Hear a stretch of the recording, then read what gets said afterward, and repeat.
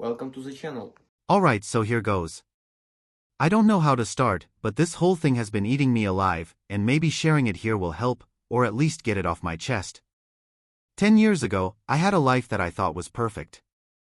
I married this woman, Maria. She was everything. We met in college, and from the start, it felt like fate. People used to say we were the couple everyone envied, always laughing, always together, always happy. We built a life, and honestly, I thought we were unstoppable. But as it turns out, nothing lasts forever, especially when it's built on a lie. We were living in a little suburban house with a yard that I'd always dreamed of. Our plans were big. We talked about kids, travel, growing old together. The usual stuff, right? But about 5 years into our marriage, things started to change. Little things at first, nothing huge. She was a little distant sometimes, or maybe it was just me being too busy with work. I was trying to make it in my career and figured that maybe it was the stress. But then, things got worse. Maria started working late more often. She'd go out with the girls from work after hours, and I started noticing that she'd come home smelling like someone else's perfume. I kept quiet about it because, well, I didn't want to seem paranoid, right? But when I found out that she was spending hours texting someone every night, something inside me snapped. I confronted her about it. She brushed it off, said I was being ridiculous, told me I needed to relax. I was stupid, I believed her, even though I felt the red flags all over the place. Then one night everything changed. I came home early from a business trip and walked in on her with him. It was like one of those moments you see in movies where everything just stops. Her face went pale and the guy, my so-called friend Derek, just froze. No words, just that look. I could tell right away that it wasn't a misunderstanding. There was no denying it. Derek and I had been friends for years. We were supposed to have each other's backs. But he was there in my house with my wife. In that moment, everything shattered. I couldn't say anything. I couldn't even move. It felt like I was stuck in some horrible nightmare. She started to apologize, but it was all just words, words I couldn't even hear anymore. I grabbed my things and left without another word. I didn't want to see her, didn't want to hear any more excuses. It felt like everything I had worked for, everything I trusted, was just a lie. I didn't know what to do with myself. The next few days were a blur. I stayed with my brother, trying to make sense of everything. I went to the bar, talked to random people, but none of it helped. It wasn't about the affair anymore, though honestly, that would have been easier to handle. It was about how I felt. How could I have missed this? How could I have trusted someone who betrayed me so completely? I couldn't stay in that town. So, I packed my things, sold the house and left. I didn't look back. For years, I stayed away from everything, my hometown, my old life, all of it. I kept moving, never really letting anyone get too close. But something always pulled me back, even though I tried to ignore it. 10 years later, I was back, standing in front of my mother's grave, unsure of what I was even doing there. It's funny how life has a way of pulling you back to where it all began. The grief was still fresh, even after all these years. And then, just when I thought I could leave everything in the past, I saw her, Maria.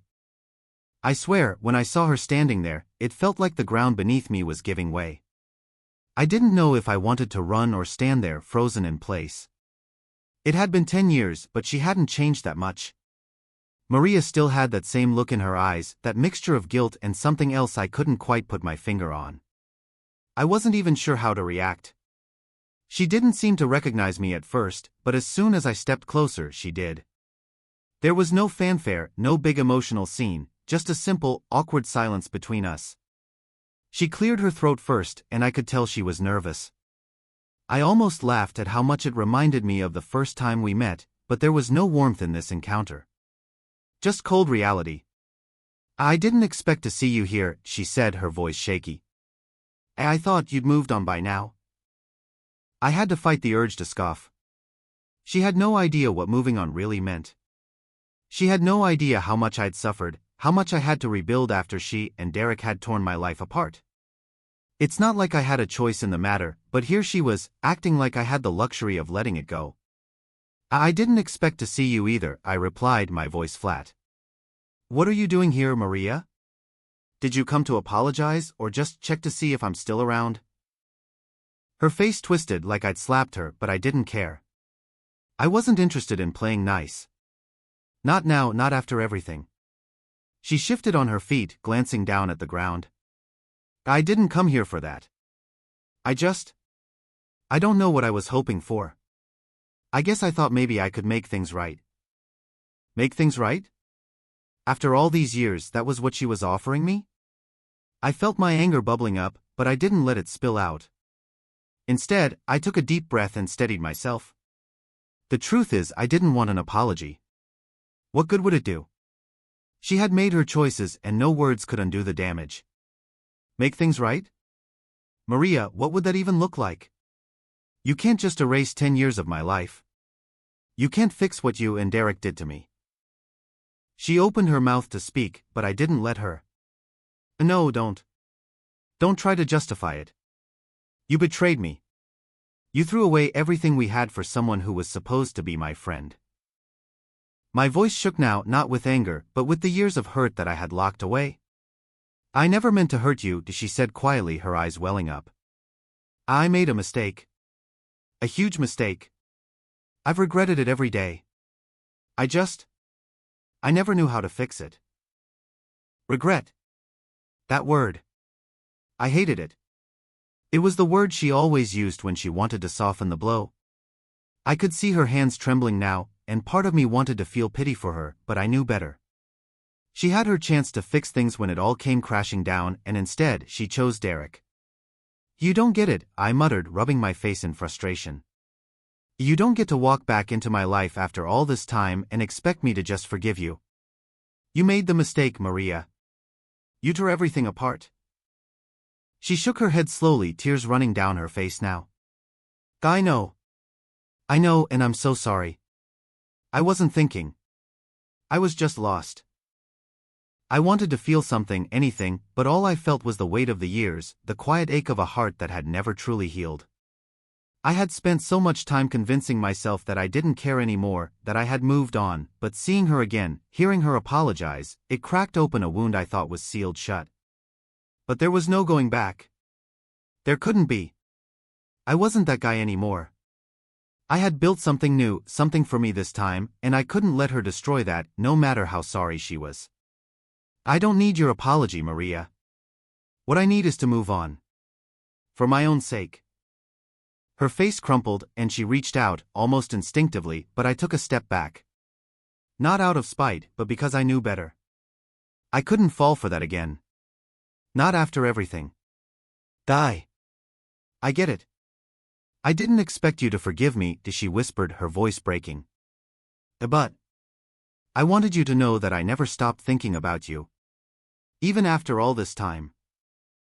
I didn't know how to respond to that, so I didn't. I just nodded stiffly, turned and walked away. I had my moment. I had faced her. But I wasn't going to stay there and let her try to pull me back into a life that had left me broken. It was over. It had to be. And yet, even as I left that cemetery behind, a part of me wondered if I would ever truly be free of the past. It wasn't until I was in my car that I could breathe again. The air felt clearer as I drove away from the cemetery, but the silence was deafening. For years, I had avoided coming back here, avoided facing all the memories, good and bad. But seeing Maria again, hearing her apologize, it cracked open a wound I thought was closed. I kept driving, passing old familiar streets that used to mean so much. The park where we walked, the coffee shop where we had our first date, it all hit me harder than I expected. I thought I had moved on, but seeing her made me realize I hadn't really dealt with it. The betrayal, the pain, it was still there, lingering beneath the surface. The next day, I decided to visit my old friend Dave. We hadn't talked in years, but I needed someone who didn't know Maria, someone who could just listen. After I spilled everything, he didn't offer much advice, just listened, which is exactly what I needed. You've got to leave the past behind, he said after a long pause. You're not that guy anymore. It's time to move on. It wasn't an easy pill to swallow, but hearing him say it made something click. Maybe I wasn't that guy anymore, and maybe that's what I needed to accept. I stood up ready to leave. Thanks, man. You're right. It's time to move on. As I drove home, I realized something important. I wasn't back here to fix things or relive the past. I was here to let go, to start fresh. There was no magic moment, no big epiphany, just a decision to stop letting the past control me. It was the beginning of something new, and that was both terrifying and liberating. The next few days felt like a blur. I stayed busy trying not to think about the past. It wasn't easy though. Every little thing reminded me of Maria, of us. I would catch myself thinking about all the things we used to do, the way she would laugh, the way we used to plan our future together. But those thoughts were always followed by the sharp sting of betrayal, and the reminder that everything I thought was real had crumbled. I kept myself occupied with small tasks, fixing things around my mom's house that I'd neglected for years. I didn't want to sit still for too long, because when I did, the weight of everything hit me. I knew I had to face it sooner or later. But I wasn't ready yet. Then, out of nowhere, I got a message from Maria. It wasn't a long one, just a simple, "Hope you're doing okay. I know it's been a while, but I wanted to check in." I stared at the screen for what felt like forever. A part of me wanted to respond. A part of me wanted to see if maybe, just maybe, she had changed. But another part of me knew better. I had been down this road before.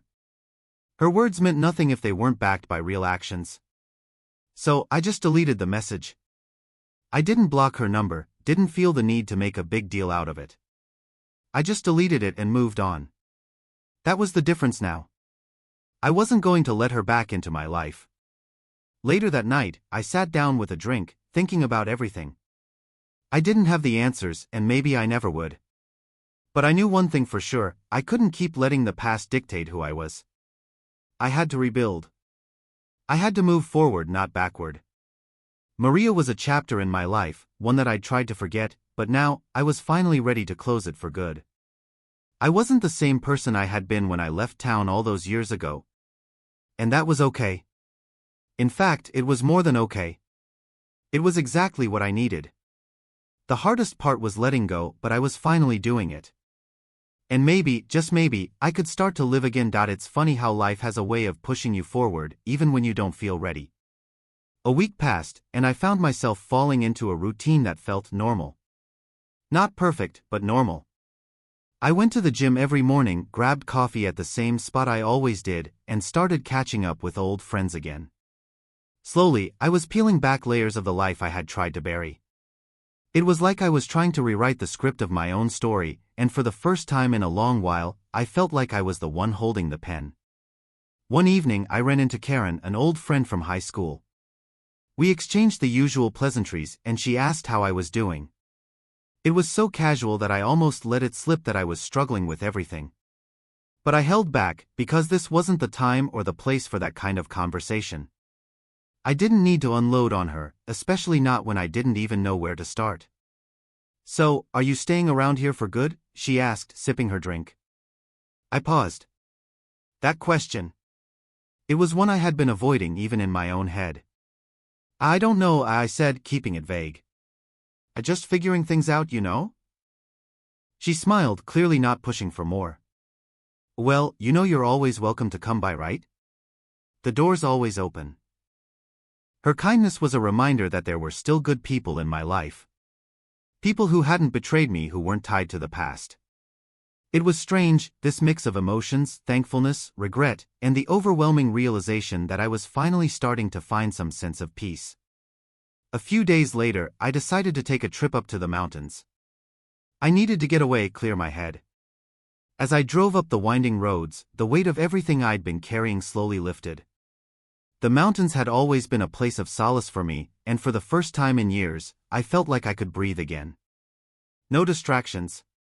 No memories haunting me at every turn. Just silence and the vastness of everything around me. I spent the day hiking, pushing myself further than I had in a long time. It was hard and it hurt, but it felt good. It reminded me of the strength I had buried deep down. And for the first time, I wasn't doing it for anyone else. I was doing it for me. I was healing. Slowly but surely. By the time the sun started to set, I sat on a rock, looking out over the valley below. The sky was a wash of oranges and purples, and I couldn't help but feel a sense of calm. Maybe it was the stillness of the moment, or maybe it was the realization that I was finally moving forward. But whatever it was, it felt like a small victory. Maria was still a part of my past, and she always would be. But I was learning to live without her. Learning to stand on my own 2 feet again. And for the first time in a long time, I was beginning to think that maybe, just maybe, I was going to be okay. After that trip to the mountains, things started to shift in ways I didn't expect. The clarity I had gotten from being away, just existing in the quiet, far from everything, carried with me. I found myself thinking less about the past and more about what was right in front of me. I was becoming someone I hadn't been in a long time, myself. A few weeks later, I got an invitation to a gathering. It was from Josh, an old college buddy who had heard I was back in town. I hesitated at first, big social events weren't my thing anymore. But something in me said I should go. Maybe it was time to test the waters, see how it felt to be around people again. To live again. I walked into the house, and right away, I saw familiar faces, friends I hadn't seen in years. There were awkward hellos and catching up moments, but it wasn't uncomfortable. I had missed these people. I had missed feeling like I belonged somewhere. They didn't know the whole story. They didn't know what had happened with Maria and me. And honestly, I didn't want to tell them. Not yet. Not unless I had to. As the night went on, I found myself actually having fun. Conversations flowed easily, and before I knew it, I was laughing. Really laughing. The kind of laugh that felt like it came from deep within, not the kind I had been forcing over the years to hide how much I was hurting. It wasn't all perfect, of course. There were still moments where my thoughts would wander back to Maria, maybe something someone said or a memory that popped up unexpectedly. But I wasn't spiraling anymore. I could acknowledge the hurt without letting it consume me. That felt like progress. Then, out of nowhere, Maria called. I stared at the screen, not sure whether to answer or not. My heart skipped a beat, and a part of me wanted to pick up, to hear what she had to say. But I knew better. I had worked too hard to get to this point. To let her in again would be a step backward. So I let it ring, then hit decline. The message notification popped up a second later. I'm sorry for what I did. I've been thinking about you a lot. Can we talk? I sat there for a minute, just staring at the screen. It was like she was a ghost, always haunting the edges of my life. But I wasn't going to let her pull me back in. Not this time. I put my phone down, turned to Josh and smiled. It's funny, I said, how some things can change you for the better. You think you're stuck, but then life just keeps going. And you find yourself starting to live again. Josh raised an eyebrow but didn't ask. He just nodded, clearly content with whatever was going on in my head. And in that moment, I felt something shift deep inside me. Maybe I didn't have all the answers yet, but I was getting there. I was living again, and that was enough for now. The night ended, and I walked out into the cool air, feeling lighter than I had in years. I didn't need to fix everything. I didn't need to have everything figured out. I just needed to keep moving forward one step at a time. As I drove home, I realized something. The past had shaped me, but it wasn't who I was anymore. It was just a chapter. And with every day, I was writing a new one. The weeks after the gathering felt like small victories. I focused on rebuilding my life and felt like I was truly living again, not just surviving. I wasn't trying to forget the past. I was learning to accept it and move forward. One afternoon, I ran into Karen at the park. We talked about how I'd been doing, and I found myself saying something I hadn't fully realized before. The person I was before everything fell apart? He's not me anymore, and that's okay. I'm starting to like who I'm becoming. She smiled and nodded. That's the best anyone can do, right? It's not about who you were, but about who you are now. Those words stuck with me. For so long, I had been stuck in the shadow of my past self. But now, I understood that who I was now mattered more than who I used to be. A few days later, I drove down a street I hadn't been on in years and saw our bench, the one Maria and I used to sit at. It brought back a flood of memories, but instead of feeling consumed by them, I just let them be memories. I wasn't that guy anymore, and it was okay to let go. I drove away from the bench feeling lighter. For the first time in years, I didn't feel the need to check my phone or wonder if Maria had reached out. The past was no longer pulling me back. I had found a new rhythm, one that didn't depend on the ghosts of yesterday. Things weren't perfect, but I was ready to face the future one step at a time. A few weeks later, I ran into someone unexpected. It was Derek. My old friend, the one who had been part of the betrayal. I saw him across the street and for a moment, I debated just turning around and walking the other way. But I didn't. I stood there watching him approach, my heart pounding in my chest. He looked the same, still that cocky, self-assured smile, but there was something different about him. Maybe it was the way his eyes shifted when he saw me. Hey man, he said, his voice uncertain. Long time no see. I didn't say anything at first, just looked at him. All the memories flooded back, the lies, the hurt, the anger. But more than that, I realized I didn't feel the need for revenge anymore. I didn't need to make him feel the pain I felt. Yeah, it's been a while, I said finally. How you been? He shifted uncomfortably. Do you know life? It's been tough.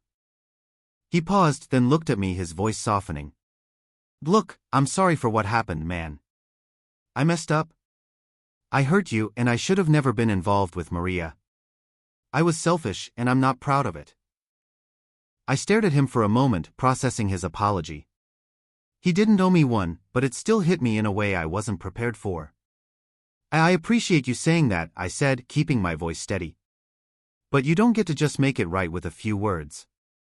What you did, it changed everything. He nodded. I know. And I've lived with that. But I want you to know that I regret it. I'm sorry. I didn't feel the anger I thought I would. I didn't feel the need to rip him apart with words. I just felt tired. Tired of carrying that weight. I don't need you to apologize, I said, more to myself than to him. I'm not who I was back then. And I'm not holding on to this anymore.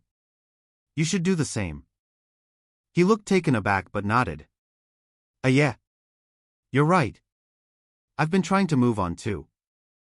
There was an awkward silence between us, but it wasn't uncomfortable. Just the understanding that we had both been part of something broken and neither of us could fix it. We were both moving forward in our own way. Take care, man, I said, turning to walk away. Good luck with everything. Yeah, you too, he called after me. I walked away feeling lighter. Not because we made up or because there was some kind of closure, but because I realized I didn't need him in my life to be whole again. I was okay on my own. I had learned to forgive, not for him, but for myself. As I drove home that night, the weight I had carried for so long seemed even lighter. The past wasn't something I had to outrun anymore. It wasn't in charge of me. And that, in itself, was freedom. The days after running into Derek felt oddly peaceful. I wasn't expecting to feel any sense of relief from that conversation, but there it was. It was like the last loose thread had finally been pulled, and I was free of it. It wasn't about forgetting the betrayal or pretending it didn't hurt, it was about realizing that I didn't need to be trapped by it anymore.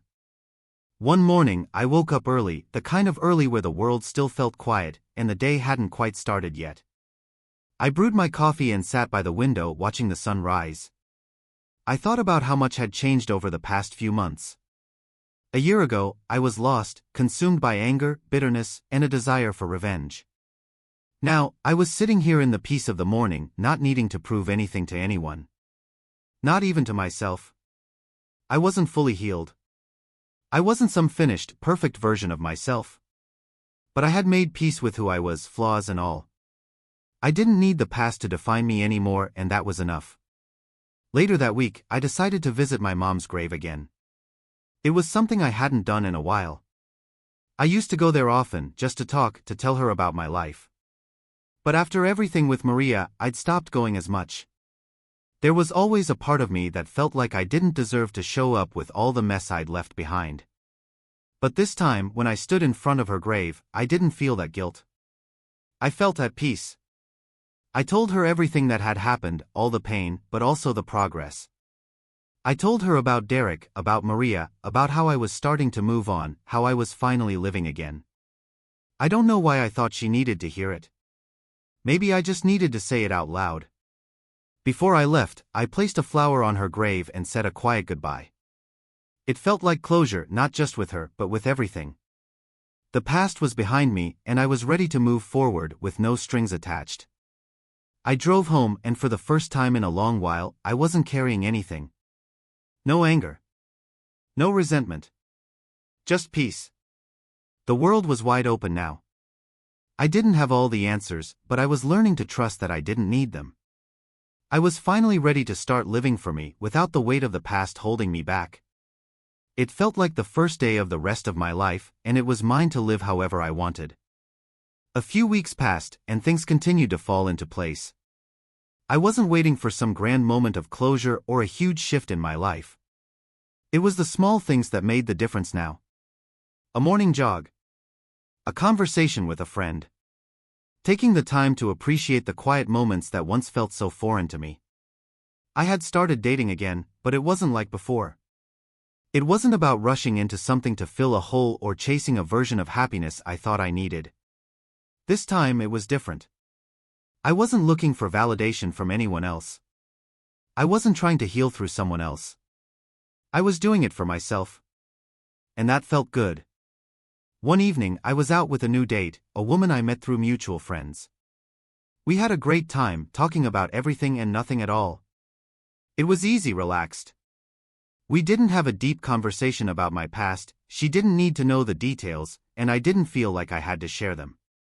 I was simply enjoying the moment, feeling lighter than I had in years. When the night ended, I didn't feel that old sense of urgency to make things work. I didn't feel like I had to make anyone my one to prove I was okay. I was already okay. As I walked to my car after dropping her off, I realized something. I had spent so long living in the shadow of that broken past, letting it dictate my every move. I thought I needed to fix it all, that there was some magic solution, but the truth was much simpler. I needed to let go. And once I did, I was free. Maria and Derek were no longer the focus of my life. They were chapters in my story, sure, but they didn't get to define the ending. I did. The last few months had been about rediscovery, about learning that I was enough on my own. It wasn't a smooth, straight path. There were still moments when the past would sneak up on me, when I'd catch myself wondering what if. But now, I had the strength to push those thoughts aside and keep moving forward. For the first time in a long time, I knew I was living for me and not for anyone else's approval. And that was the most freeing feeling I could ever ask for. I was finally on my own path, writing my own story. And this time, I was in control of the narrative. Goodbye.